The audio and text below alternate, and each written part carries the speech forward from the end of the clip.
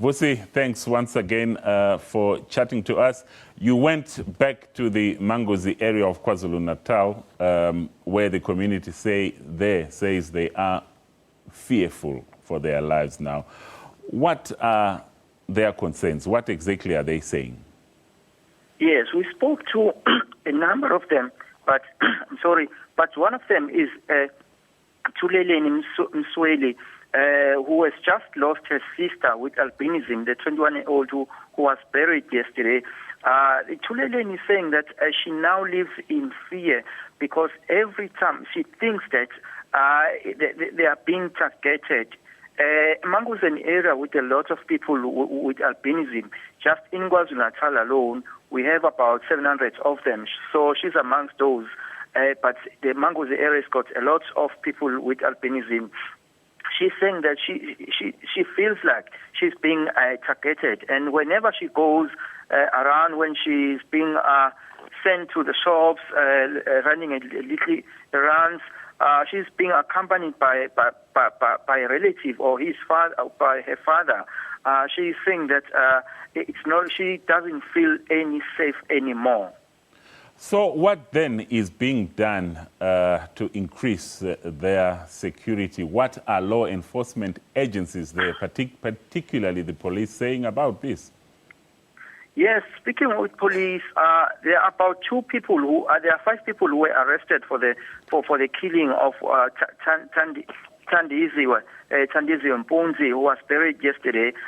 And police are saying that 2 more people are still being they are still at large. They are being looked up by the police because we are told that one of them has crossed the border to Mozambique and the other has ran to Eshowe in northern KwaZulu-Natal.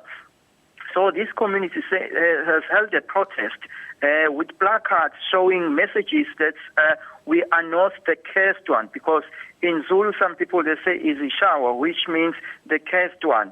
And they've got other placards reading, we don't possess magical powers, because there's this misconception that is very hard, especially in Africa, whereby we are told that this practice of killing people with albinism is very rife in East Africa.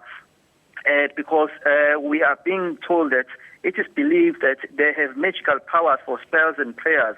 But we've spoken to the traditional healers who have denounced this, saying that it's unheard of and it's uncalled for. It's a practice that has never existed here in South Africa before.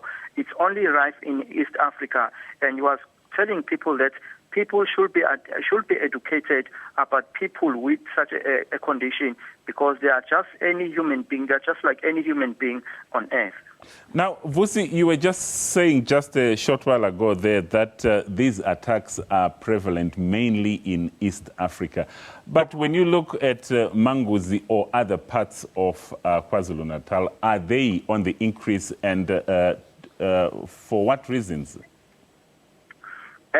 The reasons are the ones that I've alluded earlier, because we've also spoken to some pastors who are saying that some pastors do consult sangomas or inyanga or the herbalists so that they can have these magical powers for spells and prayers, so that when the pastor once said that when a pastor says fire in a church and the whole congregation just falls, and that shows that they've consulted someone who has got high power, such as a sangoma, who has used some of the body parts from a person with albinism.